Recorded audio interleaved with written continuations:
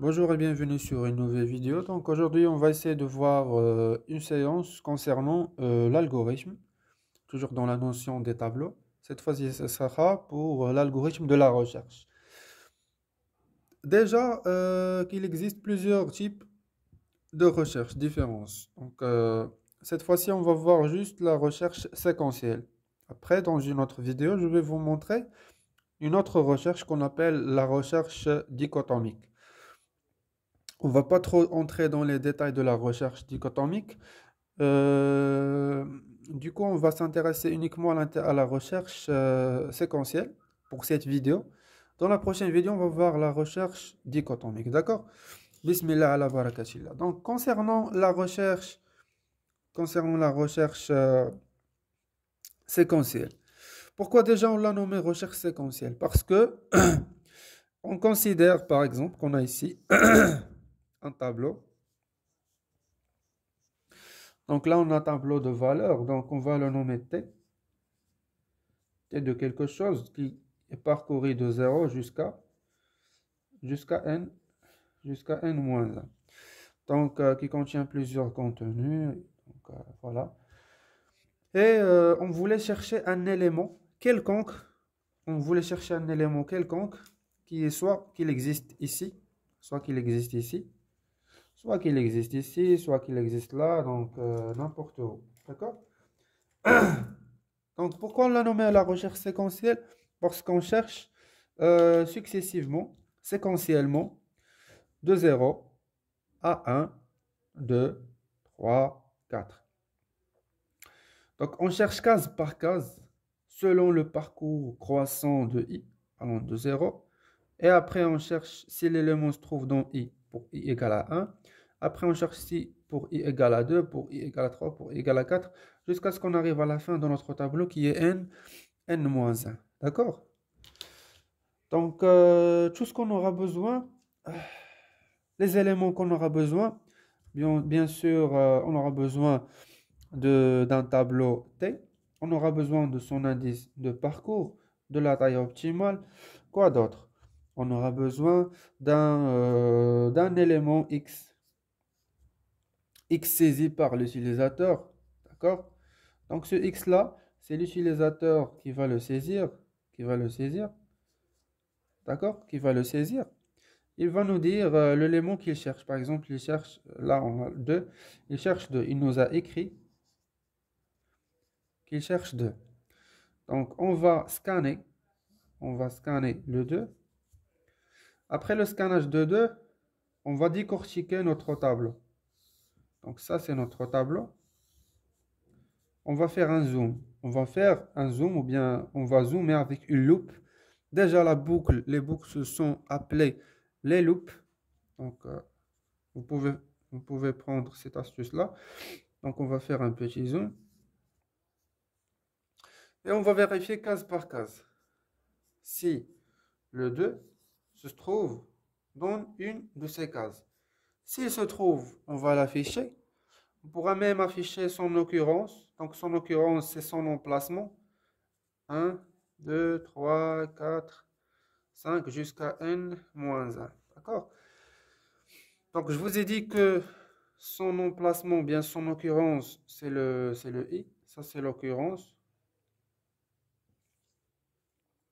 Ça, c'est quoi? Donc ça, c'est la case, ou bien son endroit, ou bien sa particularité, c'est T, ça sera le T de l'indice I.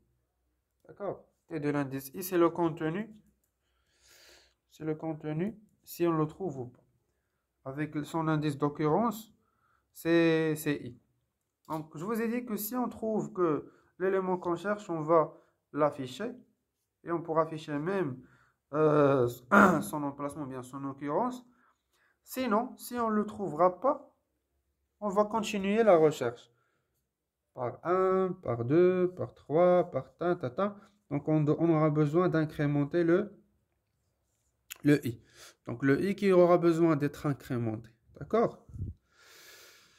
Alors, donc, je vous ai dit que ça sera une séance d'algorithme. C'est juste la théorie. Après, on passera aux pratiques dans une autre vidéo de codage, d'accord, avec le compilateur. Voilà, c'est ça. Donc c'est ça la vidéo, c'est ça l'algorithme.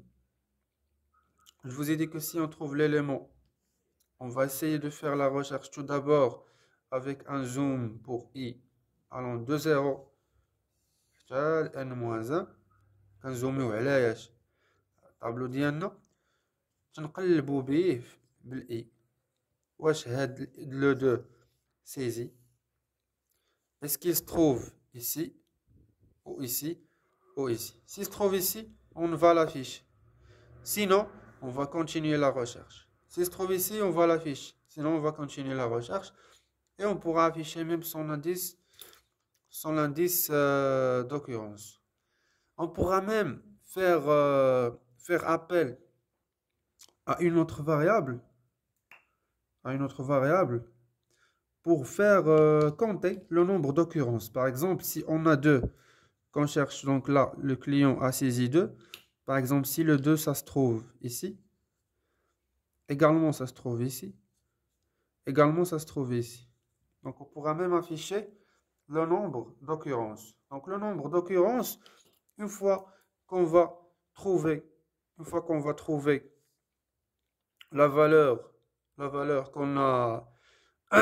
qu'on voulait chercher, on va incrémenter, on va faire appel à un compteur, ou bien on va faire appel à une variable, on va la nommer compt. On doit l'initialiser au début à 0. Comme quoi, comme nombre d'occurrences, on n'a rien. C'est ça la signification. Une fois qu'on trouvera notre case, on va incrémenter. Donc, par exemple, hop, j'ai trouvé la première occurrence de 2 dans la case I. Et c'est le contenu 2. Voilà, hop, 0, le compteur qui est compt, qui reçoit compt plus 1. Au début, le compt était 0, donc compt, ça sera 0 plus 1, c'est 1. Donc, son nombre d'occurrences est compt. Compt nous va afficher 1. Donc, il se trouve compt fois, ou bien il se trouve % des fois. Donc, c'est une seule fois. Si on en trouvera le 2 ici, le compt va s'incrémenter. Compt ou la tfi, غادي تولي ليا compt reçoit compt plus 1. Le 1 في كانت 1, donc غتولي ليا 1 plus 1 تولي ليا 2. Donc le compte avec le compte ou la 2. Donc une fois que je trouverai l'élément que je cherche, le x, on va incrémenter notre compteur. D'accord? Ça, c'est une méthode pour afficher le nombre d'occurrences. Pour afficher la première occurrence,